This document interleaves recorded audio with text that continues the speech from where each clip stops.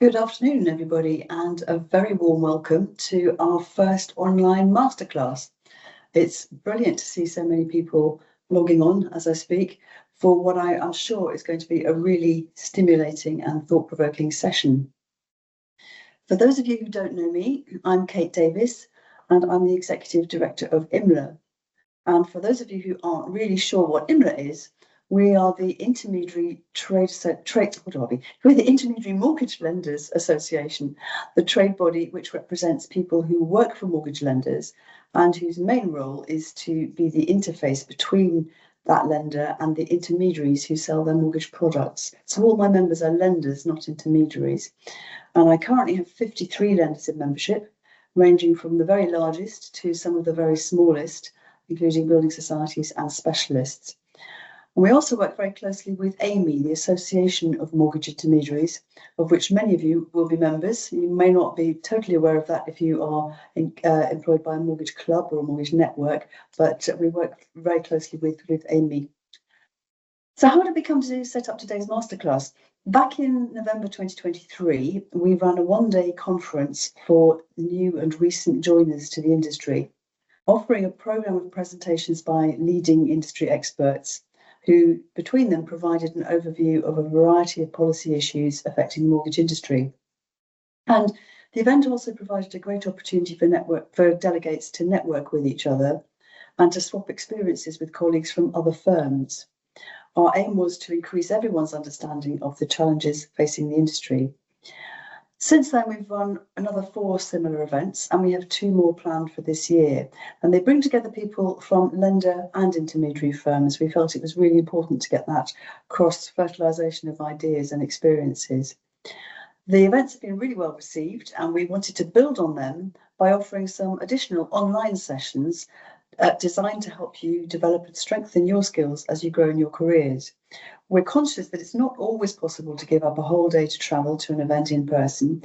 So these events are online, which of course you're welcome to join live, and many of you are live at the moment, but they're being recorded and they will be kept on the Working in Mortgages website so that you can rewatch them, revise as much as you wish to in the future, and tell all your friends and colleagues how great they are. Over time, we're hoping to build up a library of useful resources which you can keep going back to and share with your colleagues. So that's the background, that's enough of me. On to the real event. And I am delighted to introduce Phil Ball, who's going to lead today's session. Welcome, Phil. Phil has a background in elite sport, and he's now an expert coach. I don't think he's going to get a rugby ball or cricket bat out this afternoon, but he's combining his experience of the principles which underlie success in elite sport performance with success in commerce. And he works with leaders who want to strengthen their influencing and communication skills, with sales teams who need greater commercial clarity and confidence, with managers who are navigating change and cultural shifts, and business founders who need to build scalable, structured sales systems. Phil brings together coaching science, performance psychology, and commercial strategy in a way which I'm sure you are all going to find really insightful and helpful. So welcome, Phil, and over to you. Thank you very much, Kate, and it's absolute pleasure to be with you this afternoon. A quick question, just to get us started, and just to see if the chat box is working. Could you shut your emails down, okay, for the next 20 minutes and focus in and answer, where are you dialing in from today? Just pop that in to the Q&A box. Where are you dialing in from? I would love to know where we are getting across to in the UK right now. So that's the first question. Let's see where we're actually heading to today. Right. So if we get the slides up, team, we're going to get straight to it. Perfect. So the brief is building authority, gaining trust, and accelerating your career. Okay, accelerating your career. So what I want to do is I want to take you through 4 areas that I work with clients, with people that I've coached before. Some of you on the call today would have been in some of my sessions, and I'm going to give you those 4 things. So it's a bit like a working session. So make sure you've got a notepad out, make sure you've got a pen, be ready, sit down, tune in, and I'm going to take you through those 4 areas. And we're also going to have some Q&A as we go. So if you've got a question, make sure you get into the chat box and ask it. I'm also going to bring Kate in as well along the way. So where do we start with this whole thing when we talk about career? See, in 2026, you don't need 25 years of experience, okay, to have authority anymore, okay? You don't need 10 years of experience, okay, to have authority. What you need are the tools, and you need to work on the skills to build your career, to build your own personal toolkit. All right, so on to the first one, section 1. The section 1, these are the 4 areas. So let's move on to the next one, team. Let's get straight into it. Cool. So we're going to go around these 4 areas. And the first one, do we have any notes on where people are calling in from, by the way? Ah, perfect. Joe, you're in Hertfordshire. North London, Wakefield, Lewis. Ah, hi, Lewis. We've met before. Lisa's in Dorset, Exeter. This is great. Rochester, Ipswich. Kate, we're all over the world here. Hinckley, Loughborough. Hello from Cambridgeshire, Essex, Hertfordshire border. Team, so good. Scotland, good. Can't miss out Scotland. Jesh from Zeo Financing Crew. Love it, love it. London, Cornwall, Leicester. Hello, not sure where you're from, but hi, nice to meet you. So let's get back to it. So the first place we start, the first place we always start, whether you're a business owner, a team member, whether you're starting out in your career on your first day, or whether this is your 10,000th day, okay, we always start here with mindset. Okay, and this is a very, very simple formula. The words aren't going to come up on the screen, so make sure you jot these down as I talk you through it. Okay, the R stands for results.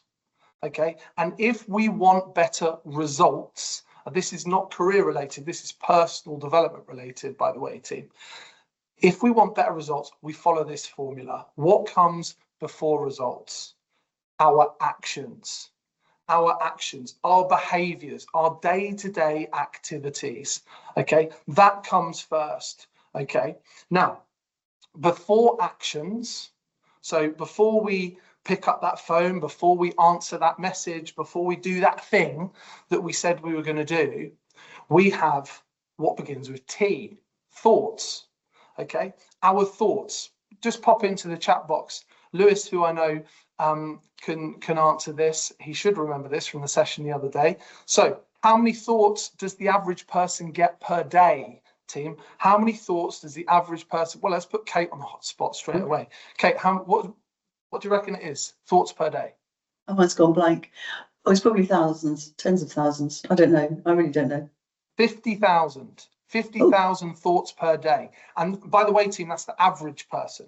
Okay, so that's going to go up and down, okay, with all of us in here. Okay, but that's a lot of thoughts, okay, driving our actions. So let's just think about that for a second. If we do not have control over that element, then, and we will all have a good friend down the pub that will think something and say it straight away. If we don't have that control, if we don't have that filter going on, then we can be doing all sorts of different actions, and you'd all experience it, and I experience it a little bit because we're all human, right? If we don't control what we're thinking, then our actions can sometimes get away from us. Okay, so following the formula back again. So before thoughts, it's quite simple, right? What drives your thoughts? Your beliefs drive your thoughts. Your beliefs drive what you think. Okay, and this, team, isn't something that we get taught at school, but it's so important for our mindset, right? We have to believe, right? So right at the top of the call, we talked about accelerating your career. We have to believe that you right now can accelerate your career. We have to believe that you can build trust, and you can build a formula for yourself to build trust. We have to believe that you can gain authority at work, in your job, in your project that you're working on, in your presentation. It all starts with belief. So right at the beginning, my question to you would be, do you believe you can grow your career? Do you believe that you can excel? And the important point here for the 87 people listening today is we have to ask ourselves this question. If you believe, because it's only you on this journey for yourself, you're not responsible to anybody else. It's you and your journey. The first place we have to start is, do I believe I can build my career? Do I believe I can work on these skills? Do I believe that I can actually put my time and effort and energy into this to grow the skills needed to develop my career? So just a quick wrap up of that. If we want better results, yes, we look at actions. Can we make more phone calls? Can we have more meetings? Can we build better ways to close people in conversations? Absolutely. But we must go to our thoughts. Are we preparing for that meeting? Are we thinking the positive thoughts for that particular situation? And what drives that? Our belief. Okay, so important. So just bringing Kate into the conversation. What have you seen a belief shift in people? What does that say to you, Kate? You haven't rehearsed this one. Yes, I think you see people growing into jobs, and it's great to see someone who's starting out who's maybe a bit nervous to begin with or unsure of themselves. And that a lot of it will come from them internally. A lot of it will come from being encouraged by the right managers, having good role models, seeing how people do things well, how people don't do things so well, and learning from that. And then Absolutely. Putting that all together. Yeah, nice. Thank you very much. We've just got a few more people in Newcastle, Bristol, Cheshire, Bournemouth. It's so good to be touching every town pretty much today in England. Okay, so we start with the beliefs, right? Do we believe that we can do this this career development piece? On to the next one, team. The next one, which is authority. How do we carry authority? How do we practice? How do we train? See, if you're a sporty person, or if you are a musical person, or if you're into arts and crafts, whatever your discipline, whatever your personal discipline, guess what? You'll practice. Right? If you want to get better at the piano, you got to practice piano. If you want to get better at tennis, you got to practice getting better at tennis. Okay, that's just a given, team. We can't just wake up one day and suddenly we're just going to be better. Okay, the second layer to building that trust and authority is to define what authority is. Okay, so my first challenge to you, and there is a bit of a challenge going on today, team, because I am a coach in a day-to-day world, is visibility.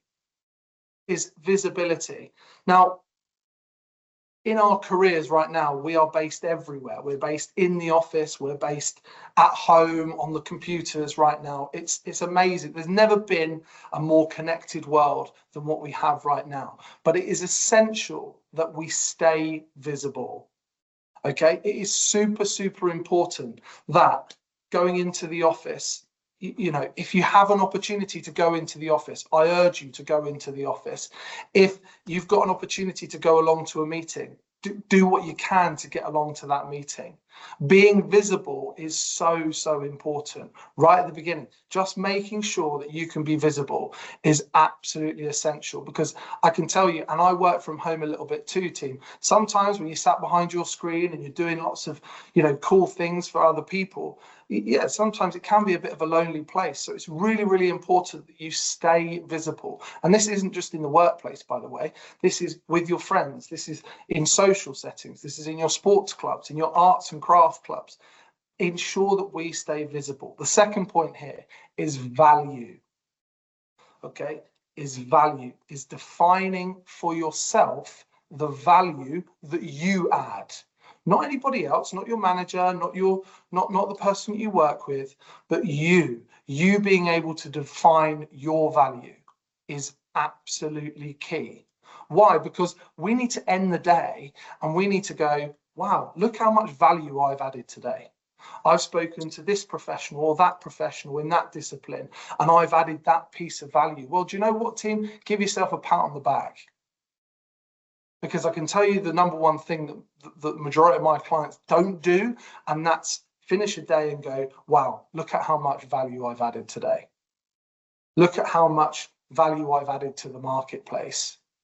Okay, so it's so important to build that authority. And when you're sat in that meeting, if there's 5 or 6 of you in that room, we could be asking ourselves that question: the belief, and am I adding value? How can I add value to this conversation? Now, that might not be the mainstream line of attack. We might have to think outside the box. We might have to generate some new ideas. We might have to come at this whole project or approach completely differently. That's okay.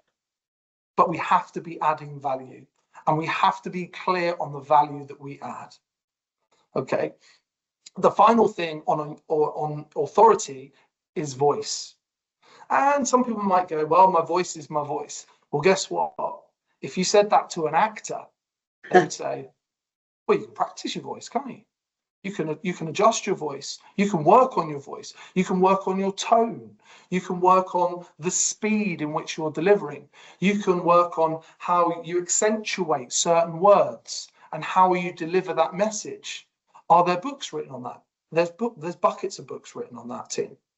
There's so much practice. It goes back to that. If you want to get better at tennis, we've got to work on these skills, right? And you practice. Now, do I practice? Absolutely. And some of you might laugh there, but yeah, you've got to practice, maybe not in front of the mirror. For me personally, it's when I'm driving in my car. I find it way easier when I'm driving, just to go through it and say it out loud. So if it's a meeting introduction, don't let today, the first meeting that we ever have together, be the first time that you make that introduction. Make sure you've practiced that. Hi, my name's Phil, I'm from such and such, and we deliver this value. I'm really looking forward to meeting you today. Practice that. Practice your delivery all the time. It could be to your young children. It could be to friends and family. Yeah, they'll laugh at you the once or twice, but you'll start getting into it. You'll start to really put some value behind kind of listening to how you speak.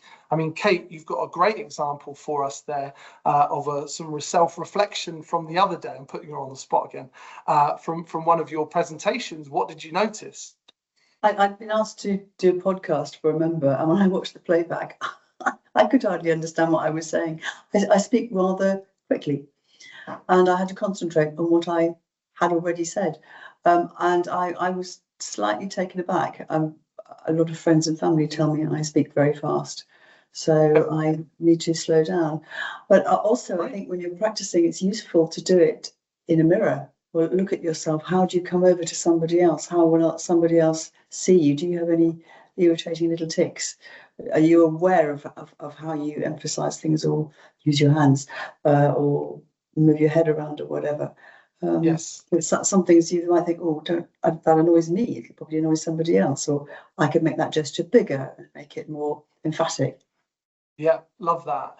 And practicing in front of the mirror for some of us on the call will be probably stage 2 or 3, right? So we don't have to go straight to the mirror, but one place with modern technology is sending a voice note to your coach or to your friend first, and then listen to the voice note back.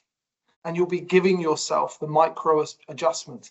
Do I really say that long? Is that what I said in that video? God blimey, I need to sort that out. And you're already giving yourself like some self-coaching. So remember this, team, authority isn't given, it's built through contribution. Okay, it's built through your contribution and how you do those things. So you can see how these things are tying together. So we have that belief. Okay, we are ensuring that we're visible, we're getting clear on our value, and then we're also being super clear on our communication. Okay, very quickly, what makes someone stand out to you in a professional setting when we talk about authority? Sorry, you said to me? Yes, please, yeah. Someone who can hold a room. Someone who doesn't need to talk all the time. Particularly, I've spent my life going to meetings, and sometimes the people who are listened to most are the ones who sit quite quietly and then just say one thing, but say it with such sense and insight.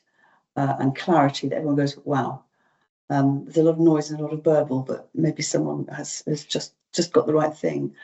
And I think colleagues may have experience of sending an email around to several people wanting their views, and there'll always be one person who comes back absolutely on the money, has thought of the angles and succinctly pinpointed what's needed.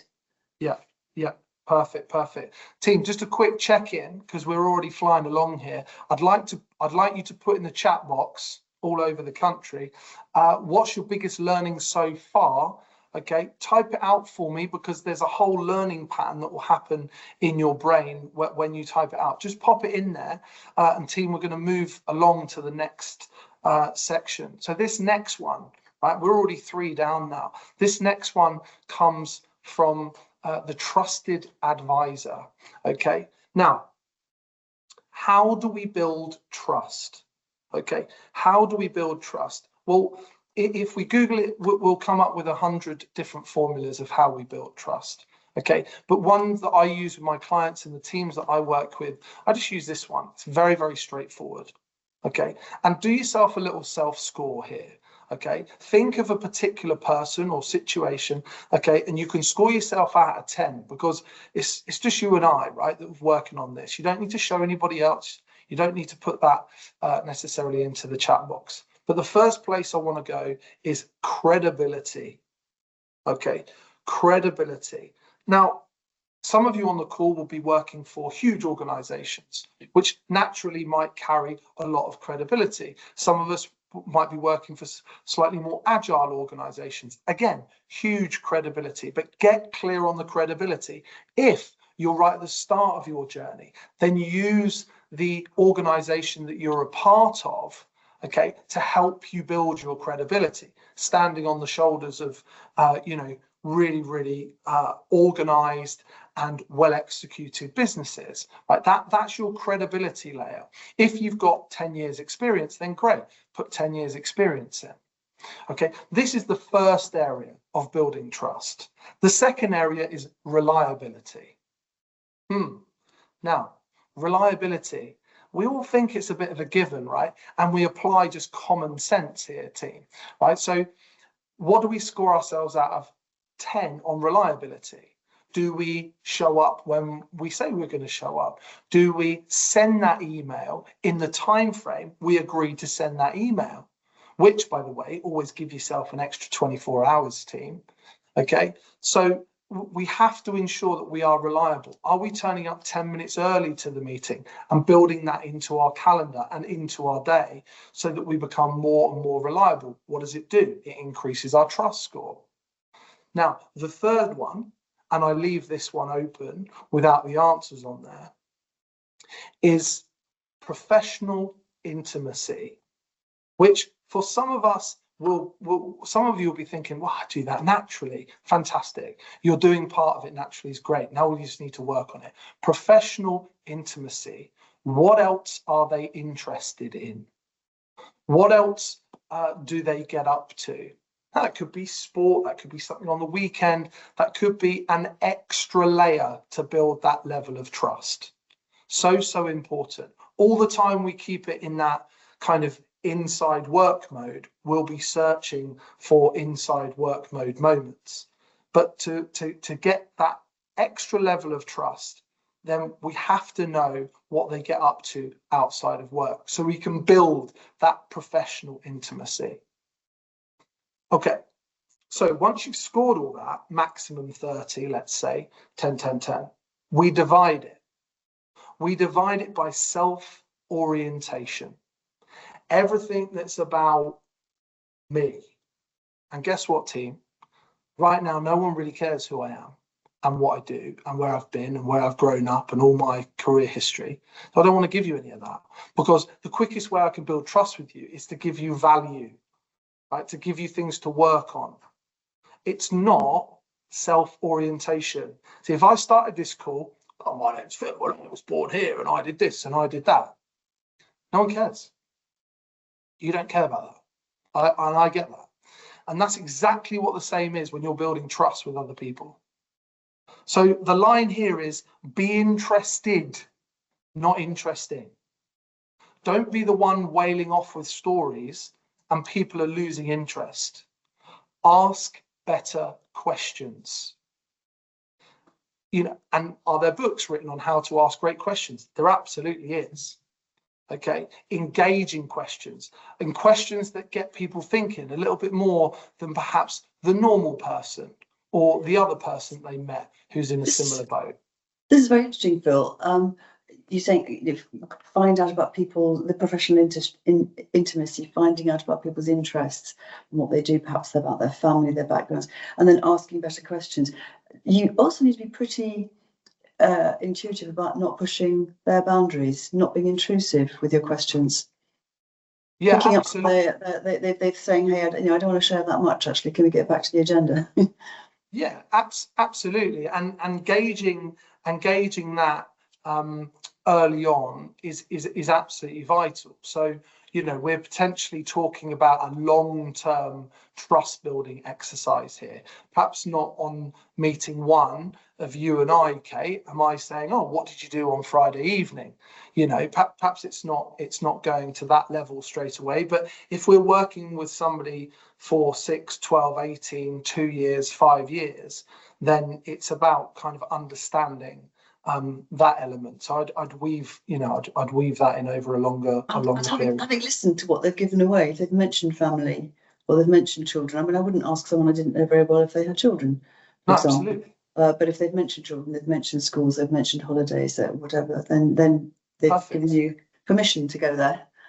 Perfect. And that's absolutely. Sometimes, you know, in those conversations, they might only just breeze past it and say, oh, I took the kids to football on Sunday, right? And some people might just go, oh yeah, okay, let's get on with the agenda. But perhaps if we were building, we might say, oh, did you win? You know, how did the game go? You know, and then now they're reflecting in that moment. So it's a tiny bit, but you're building. But what I think we need to note is we're building trust there along the way.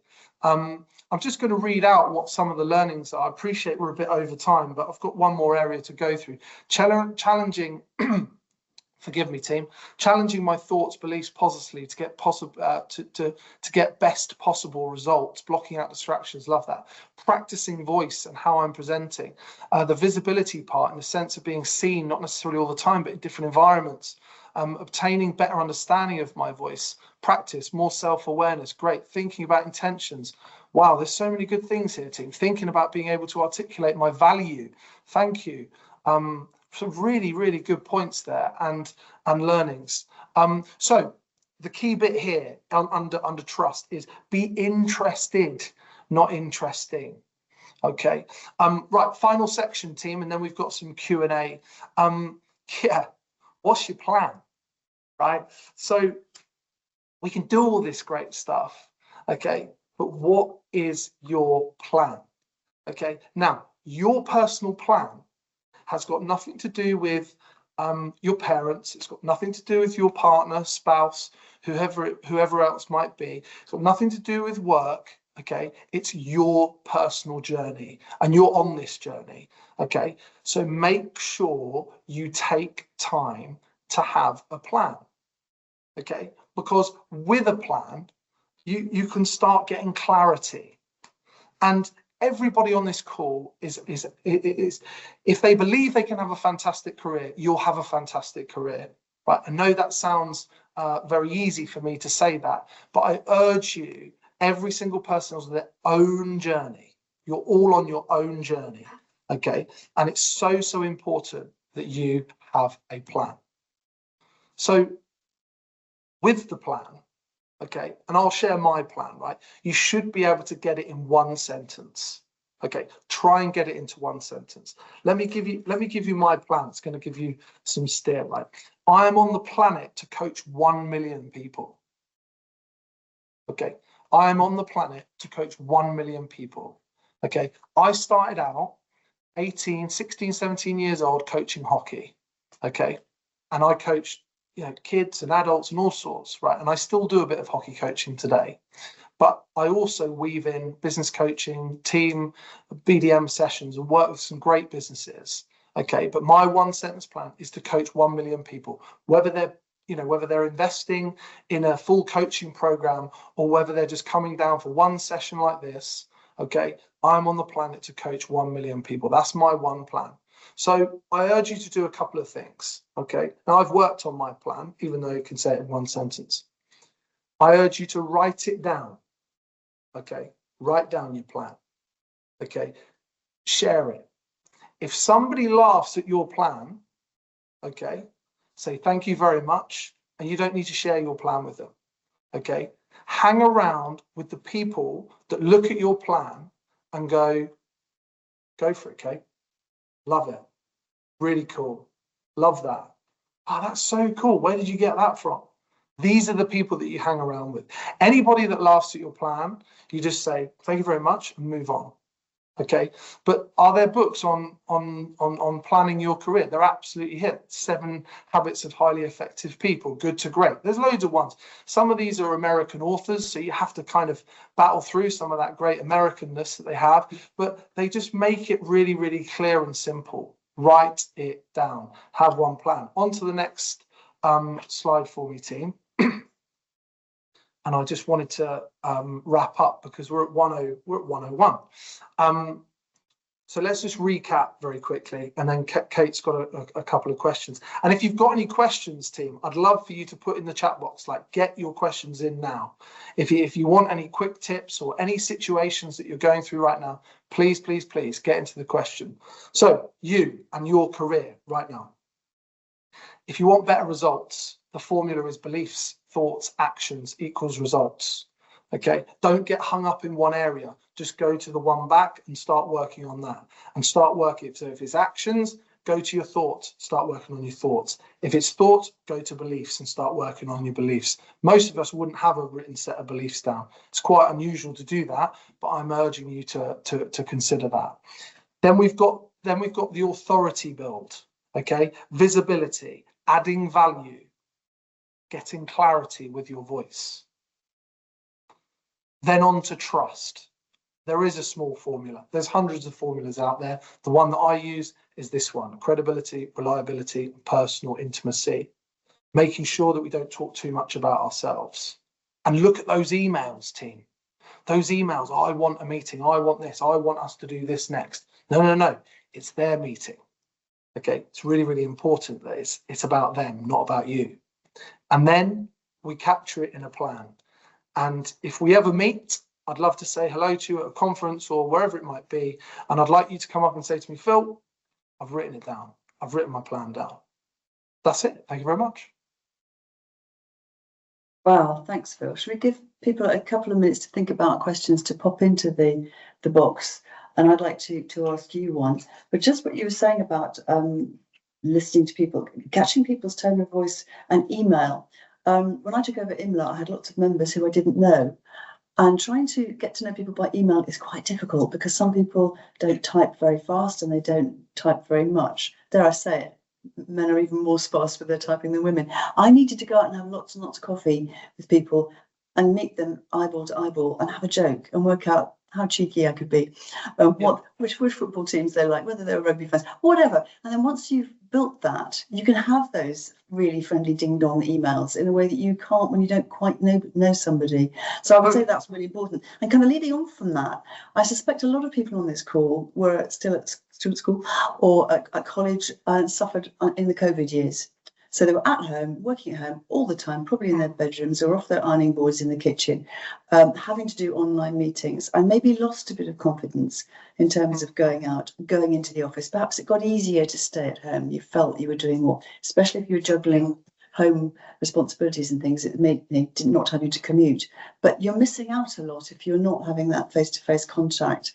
Do you find some of the people who you are helping have to get over that in a way that those of us who had a much easier time during COVID haven't suffered? Yeah, I think you're right. I think what happened during that COVID period was we quickly adapt to our setting, and obviously working from home and some people obviously were on furlough. We adapt to that setting, and then it's change. right? So we have to change it up. So we go from meeting, I don't know what I met, like 3 people a week in COVID, and then obviously we go back to that norm. It can be quite daunting at the beginning. So it's really important, and I guess it comes back to that. And why I put visibility in there is because if at the beginning you can make it to 1 or 2 meetings or get along to 1 or 2 occasions, I think we need to mix up our social interactions. We need to mix up what we're doing and actually get out there and kind of, not politely push ourselves into those uncomfortable situations. Because when you do it, if you come out of your comfort zone, guess what happens next time? Like once you've done the big red slide once, you stand there and go, oh, I've done the big red slide, but when I was stood up there, I was absolutely, but like once you've done it, you're like, oh, that's okay, we can do it again. So it's just kind of like giving yourself a little nudge along as you do it. Hopefully that answers your question, Kate. Yeah. Are there questions coming into the chat that There you would are, like yeah. to take? Yeah, I'd much rather hear from people on the call than use mine. Would you like to select one? Here we go. So it doesn't matter who they're coming in from, team, but how to motivate yourself when you're having a day when you feel like you're in a slump. Okay. Yeah, I mean, I think everybody in the world has days like this. Okay, but the first place I go to is we want to own the day rather than the day owning us. Okay, so we completely respin how we look at the day. So the first questions I would ask you is, what do you do in the first hour of your day, right? And if it's reactive, so I go onto my emails, I check my WhatsApp. And by the way, team, I'm bad at this, right? You check your WhatsApp, has my mate replied about the golf trip or whatever it is that we're going to do? That's reactive. We're not controlling the day at the beginning. So what's the best way to motivate ourselves? Have a routine at the start of the day which doesn't require anybody else to make us feel great. Okay, now that comes with a lot of hard self-development work, but it is ensuring that we are doing everything we can to be in control. In the sporting world, we call it control the controllables. So what are we in control of in the first hour of our day? Okay, what are we deciding? What attitude are we waking up with every single day? And this is, my dad is a big role model for me. We grew up every morning, or I grew up every morning. He'd say, Phil, don't worry about the weather, mate, because you ain't gonna be able to change that. Mm-hmm. Right? And that stuck with me. And that was like, wow, so many, and it's like such an old saying, isn't it? But, how many of us see the grey skies outside and kind of go, oh, it's grey skies outside? No, we have to buck that trend and like believe we're going to have a good day. So, how do you motivate yourself when you're having a slump? So every now and again, we're going to have a little slump. We'll have a bad kind of 5 minutes, not a bad day. You're allowed a bad half an hour. You're allowed to box it up and not, do that thing. But then you've got to come back and you've got to build in those mechanics, whatever it is, walk around the block, quick coffee, get up, go to the coffee machine, ring your friend, voice note your friend, whatever it is, do something that can just kick you out of that particular mindset just there. Cool. There's a couple more coming in. Let's hit them off then. Lucy, advice on having the confidence to ask questions to senior directors in a formal meeting if you are fairly junior, and also answering them confidently following a presentation. Wow. So advice on having the confidence to ask the questions to senior directors. It's very, very straightforward. For me, Lucy, is the question adding value to the conversation? If you believe that question is adding value to the conversation, then what is stopping us? Okay, so I would write down those questions. I would get clarity on what the presentation is around, and if it's So I'm just trying to gauge the setting here. If it's you presenting to the senior directors, one homework piece would be, let's anticipate some of the senior director questions. Okay, because once we've anticipated those questions, we've now got a formula to basically go, Kate, I'm so glad you asked me that, because here's my response, X, Y, Z. Okay, so yeah, that would be, but confidence is built through, practice and repetition. So putting yourself in those situations, and the fairly junior bit, that's absolutely cool. Own that space, right? Own that particular space. Love that. Hopefully it answers your question. Let's go for another one. The value of being around other like-minded people and professionals to learn from is pure gold. Well, thank you very much. I think that's a key learning. Are there any other questions, team? Kate, you also present and have people present to you. Do you have any advice for Lucy here? Oh, practice. I remember I had a boss once who said, if you fail to prepare, you prepare to fail. Don't try and wing things. I mean, sometimes we all have to wing a bit, but I always need to prepare. And if I'm giving a presentation, I do use auto cue, things like that. I also like to have my comfort blanket and have it written down somewhere. And remember that people listening to you want you to be confident. There's nothing worse than going to an event and having someone standing up and umming and ahhing and having their head down and looking terrified, because you end up feeling sorry for them and not really listening to what they're saying. But if you are if you can project that confidence, even if you're just saying, do you know what? Today is Wednesday. You'll find people go, today is Wednesday. That's gold. That's magic. You haven't actually said anything, but the way you said it was, got their confidence. And the way you walk onto a stage and you look as if you know what you're doing, people go, oh, this is going to be good. Yeah, it's a great start. I'm just keeping an eye on the time, because I think we are possibly beginning to come to the end. There's maybe time for one more quick question, if there is one in there. I think we're actually all good for questions. Okay. Right. I have one thing I do want to mention to people who are listening.